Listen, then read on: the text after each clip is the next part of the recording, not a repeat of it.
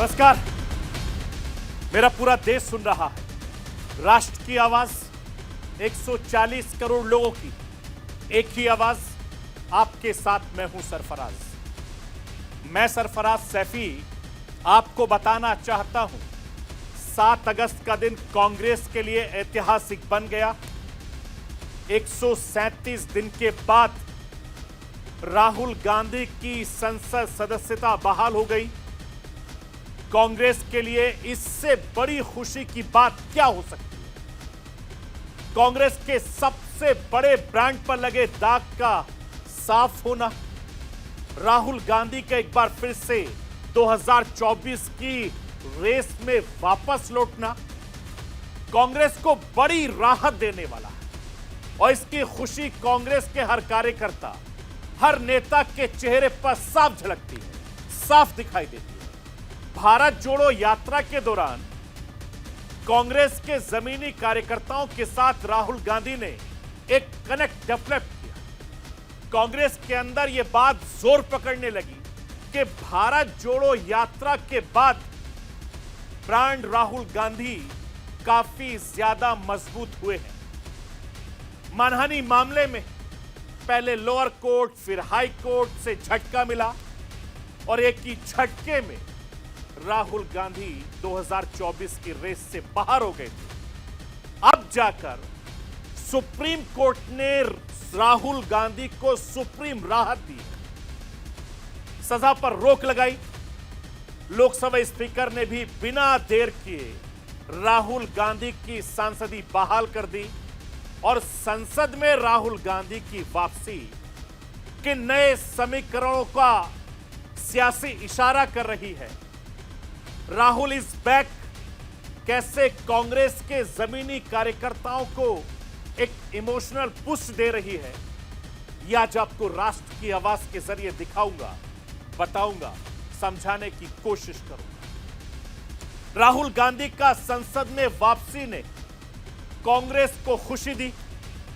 राहुल गांधी की संसद में वापसी ने इंडिया गठबंधन को नई ऊर्जा दी, नई ताकत दी, नई पहचान दी।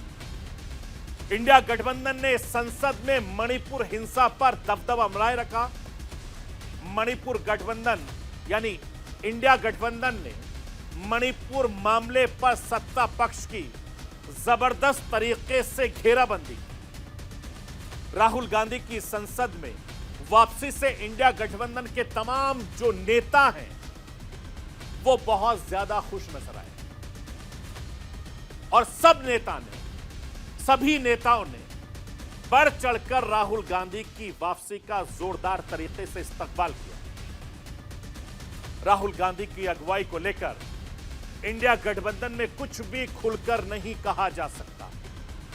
राहुल गांधी की एंट्री ने सब में जोश भर दिया। अब तो यह दावा किया जा रहा है, यह बताया जा रहा है कि सूत्रों के हवाले से यह खबर भी मिल रही है कि राहुल गांधी 8 अगस्त को अविश्वास प्रस्ताव को लेकर संसद में चर्चा की शुरुआत करें। यह क्या संकेत देता है? कैसे राहुल गांधी को विपक्ष का सबसे बड़ा चेहरा साबित करता है? आज ये बात आपको राष्ट्र की आवाज के जरिए समझाने की कोशिश करूंगा। मणिपुर हिंसा पर संसद में संग्राम जारी। 8 से 10 अगस्त के बीच इसका क्लाइमेक्स देखने को मिलेगा और इस बीच मणिपुर हिंसा पर सुप्रीम कोर्ट की सख्ती लगातार जारी है। सुप्रीम कोर्ट ने मणिपुर मामले की जांच के लिए 3 पूर्व महिला जजों की कमेटी बनाई। महिला जजों की कमेटी मणिपुर में हुए महिलाओं से जुड़े अपराधों की जांच करेगी, दूसरे मानवीय संकटों की गहरी पड़ताल करेगी और इसके साथ ही पीड़ित को जो सुविधाएं दी जा रही है, महिला जजों की कमेटी उन सुविधाओं की निगरानी करेगी और यह सब कुछ सीबीआई पुलिस के जांच से अलग चलेगी। मणिपुर मामले को लेकर सुप्रीम कोर्ट के सख्त एक्शन का अपडेट भी मैं आपको बताऊंगा। मैं अपने हिंदुस्तान के कोने कोने की आवाज को दिल्ली तक पहुंचाता हूं। दिल्ली की आवाज को देश दुनिया के कोने कोने तक पहुंचाता हूं। नेताओं की आवाज को मैं आम लोगों तक पहुंचाता हूं। आम लोगों की आवाज को मैं अपने देश के हुक्मरानों तक पहुंचाता हूं। आपकी आवाज से मिलती है मेरी आवाज और बन जाती है राष्ट्र की आवाज।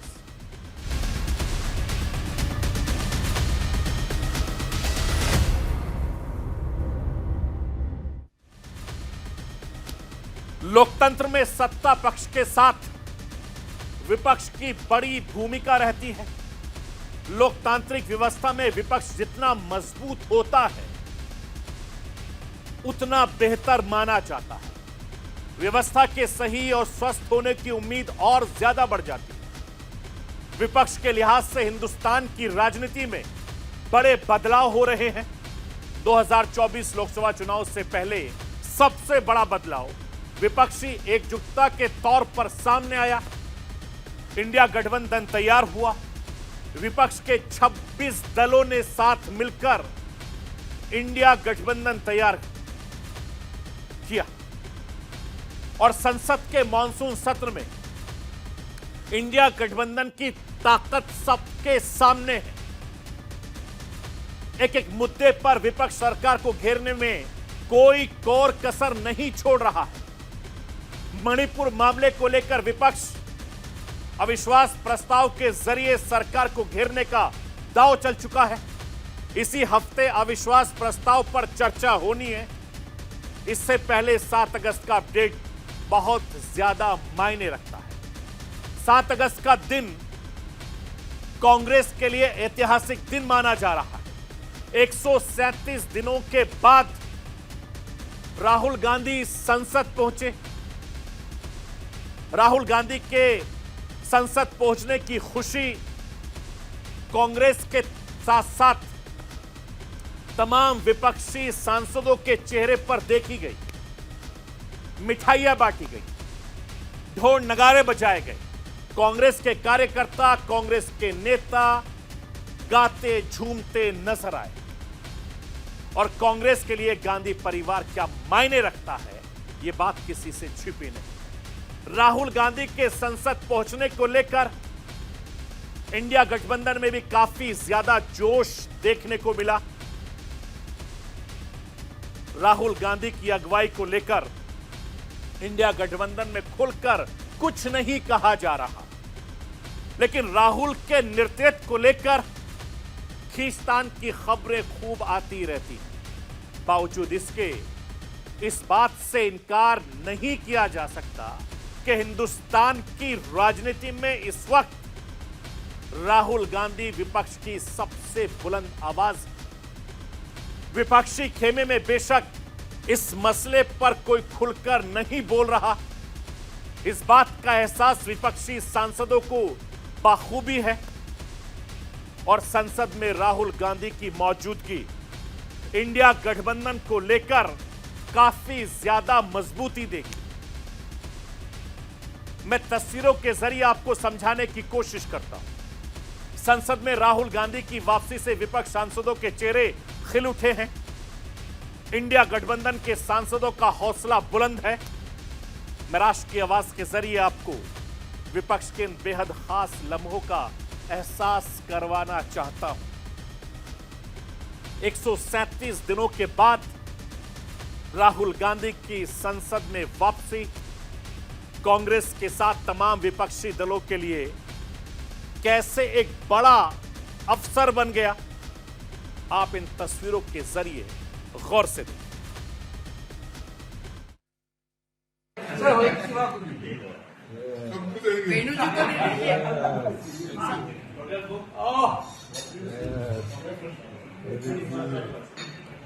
No, I will come. Yeah, yes.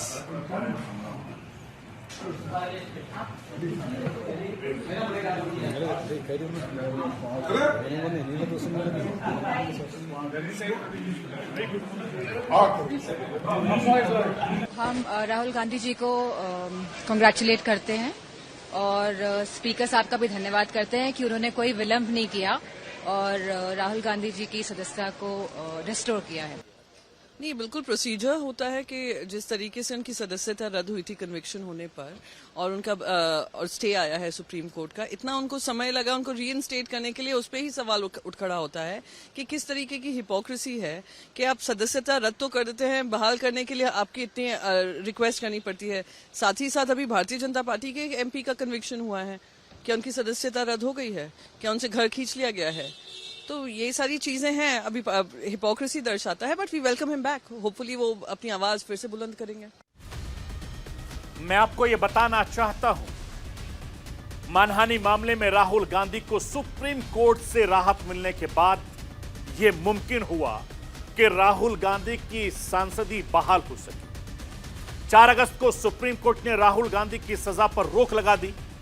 इसके बाद से ही राहुल गांधी की संसद सदस्यता बहाल किए जाने की मांग उठने लगी और विपक्ष की तरफ से यही कयास लगाए जाने लगे कि जिस तेजी के साथ राहुल गांधी की संसद सदस्यता छीनी गई, क्या उतनी तेजी से राहुल गांधी की सदस्यता बहाल होगी? विपक्ष के तमाम कयासों को खारिज करते हुए लोकसभा स्पीकर ओम बिरला ने 7 अगस्त को राहुल गांधी की संसद सदस्यता बहाल कर दी। राहुल गांधी 137 दिन के बाद संसद भवन पहुंचे। संसद भवन पहुंचते ही राहुल गांधी ने सबसे पहले महात्मा गांधी की प्रतिमा पर फूल चढ़ाए। इसके बाद वो सदन के अंदर गए। राहुल गांधी लोकसभा में अपनी कुर्सी पर बैठे। करीब 5 मिनट बाद सदन की कार्रवाई 2 बजे तक के लिए स्थगित कर दी गई। मैं आपको यह बताना चाहता हूं कि राहुल गांधी के संसद पहुंचने को लेकर एक तरफ विपक्षी खेमा खुश नजर आया, तो दूसरी तरफ भारतीय जनता पार्टी ने हमला तेज कर दिया और इसकी शुरुआत बीजेपी सांसद निशिकांत दुबे ने की। निशिकांत दुबे ने संसद के अंदर कांग्रेस पर चीन के साथ सांठगांठ करने का गंभीर आरोप लगाया। सोनिया गांधी जी राहुल गांधी पर जमकर हमला बोला। मैं राष्ट्र की आवाज के जरिए आपको बीजेपी सांसद निशिकांत दुबे को सुनवाना चाहता हूं। आप सुनिए किस तरीके से वो कांग्रेस पर हमला बोला।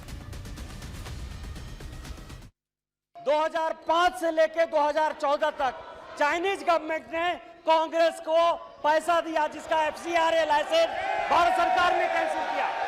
2008 में जब ओलंपिक हुआ, ये कांग्रेस को, ये सोनिया जी को और राहुल जी को बुलाया गया। 2017 में जब डोकलाम हो रहा था, उस डोकलाम के समय सर ये चाइनीज के साथ बातचीत कर रहे थे। कुछ विषयों पर न्यूज क्लिक का ये जो नवलखा के साथ या प्रकाश के साथ जब हमने न्यूज क्लिक पर रेड किया सर, तो दिग्विजय सिंह का, सुरजेवाला का, सुप्रिया श्रीनेत का ये सारे ट्वीट आए सर। ये चाइनीज के साथ मिले हुए हैं, ये देश को टुकड़े करना चाहते हैं।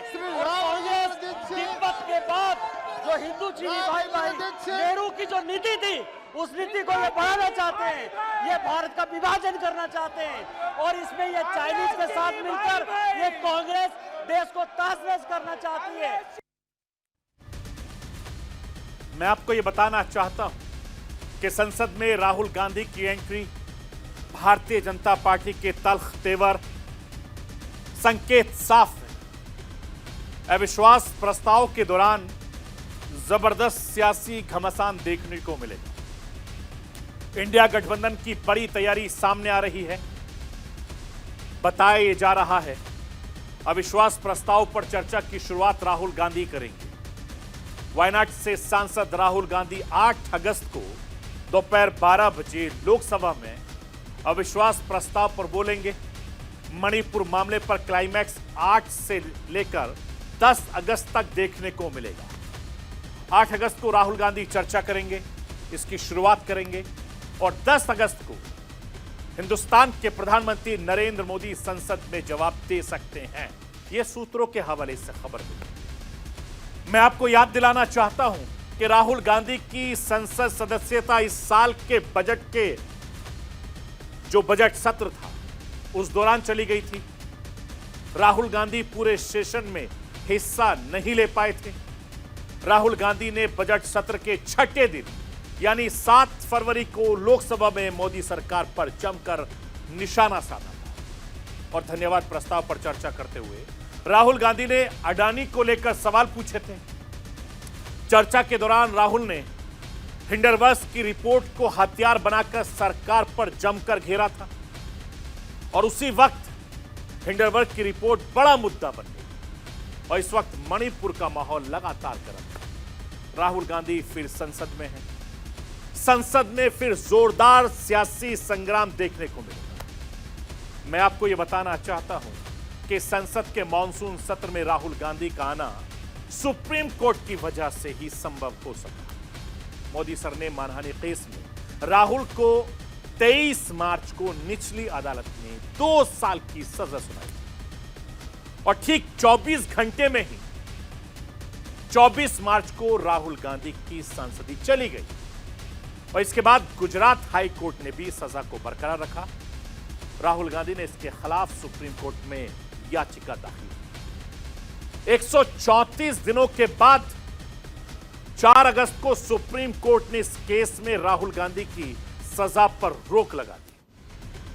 सुप्रीम कोर्ट का आदेश आने के तुरंत बाद कांग्रेस नेता अधीर रंजन चौधरी ने लोकसभा स्पीकर ओम बिरला से मुलाकात की। उनसे राहुल गांधी की सदस्यता बहाल करने की गुजारिश की। लोकसभा स्पीकर ने तब अधीर रंजन चौधरी से कहा कि सुप्रीम कोर्ट से आदेश मिलने के बाद ही वो इस पर फैसला करेंगे। 5 अगस्त शनिवार के दिन छुट्टी होने की वजह से अधीर रंजन चौधरी ने लोकसभा सचिवालय में डाक के जरिए से कागज भेजे। एक अपर सचिव ने कागज रिसीव किया। अपर सचिव ने साइन तो कर दिए लेकिन मुहर नहीं लगाई। इन सभी वजहों से मामला अटकने को लेकर कयासबाजी का दौर बहुत तेजी से शुरू हो गया। लेकिन 7 अगस्त को तस्वीर साफ हो गई। लोकसभा सचिवालय ने अधिसूचना जारी कर दी जिसमें लिखा गया कि सुप्रीम कोर्ट के 4 अगस्त के आदेश के मुताबिक राहुल गांधी की सजा पर रोक लगा दी गई है, जिसके चलते उनकी संसद सदस्यता बहाल की जा रही है। और जैसे यह खबर मिली उनके चाहने वालों में खुशी दौड़ आई। राहुल गांधी की संसद सदस्यता बहाल होने की खबर तेजी से फैल गई। कांग्रेस के दफ्तर में कार्यकर्ता नेता जुटने लगे। कांग्रेस के दफ्तर में खुशी का जश्न देखने को मिला। खुशी का माहौल बन गया। सोशल मीडिया पर राहुल गांधी की संसद सदस्यता को लेकर रिएक्शन की बाढ़ आ गई। राहुल गांधी की संसद सदस्यता बहाल होते ही कांग्रेस ने 10 मिनट के अंदर एक के बाद एक 2 ट्वीट किए। पहले ट्वीट में कांग्रेस की तरफ से नोटिफिकेशन शेयर करते हुए लिखा, यह नफरत के खिलाफ मोहब्बत की जीत है। दूसरे ट्वीट में अधीर रंजन चौधरी ने कांग्रेस अध्यक्ष मल्लिकार्जुन खड़गे को मिठाई खिलाते हुए नजर आए। वीडियो शेयर करते हुए लिखा, राहुल गांधी जी की संसद सदस्यता बहाल हो गई। यह सत्य की जीत है, भारत के लोगों की जीत है। और जैसे ही राहुल गांधी की संसद सदस्यता बहाल होने की खबर आई, एक के बाद एक कांग्रेस के नेताओं के रिएक्शन आने लगे। मैं राष्ट्र की आवाज के जरिए आपको कांग्रेस के नेताओं के बयान सुनवाना चाहता हूं। राहुल गांधी की संसद बहाली के बाद उनमें किस तरीके से खुशी है। ये षड्यंत्र बीजेपी का जो घबरा के किया था उन्होंने, पूरे देश के अंदर इसके अंदर बीजेपी एक्सपोज हो गई है। चाहे नरेंद्र मोदी जी हो चाहे अमित शाह जी हो, जिन्होंने भी षड्यंत्र किया है पूरी पार्टी एक्सपोज हुई है। इसको नहीं भूलना चाहिए। मुझे बहुत खुशी है कि आज दायरे में सिमट के आया है, हर रवायत से हट के आया है। आंधियों को जरा खबर कर दो, शेर वापस पलट के आया है। राहुल गांधी जी की सदस्यता बहाल हुई, हालांकि शनिवार को ही हो जानी चाहिए थी, लेकिन हम सब इंतजार कर रहे थे कि जल्दी से जल्दी हो। देश इंतजार कर रहा था कि जल्दी से जल्दी हो। धन्यवाद। राहुल गांधी पर बड़ा हमले बोलते हुए केंद्रीय मंत्री अनुराग ठाकुर ने कहा, राहुल गांधी की नकली मोहब्बत की दुकान में चीनी सामान मिलता है। मैं राष्ट्र की आवाज के जरिए आपको केंद्रीय मंत्री अनुराग ठाकुर को सुनवाना चाहता हूं। आप सुनिए वो क्या कह रहे हैं। Congress, China, NewsClick are part of a umbilical cord. और ये इससे सिद्ध होता है क्योंकि कुछ लोगों को तो ये भी आदत थी कि, और मैं नाम लेके भी कह सकता हूं, कि राहुल जी की नकली मोहब्बत की दुकान में चीनी सामान ये साफ नजर आने लगा है। चीन के प्रति प्यार ये दिखता था और भारत के खिलाफ दुष्प्रचार ये विदेशी जमीन पर भी और विदेशी न्यूज एजेंसियों के माध्यम से भी प्रोपेगेंडा के तहत होता था। तो ये थी राष्ट्र की आवाज। बाकी खबरों के लिए आप बने रहिए न्यूज इंडिया के साथ। कल रात 9 बजे फिर होगी मुलाकात।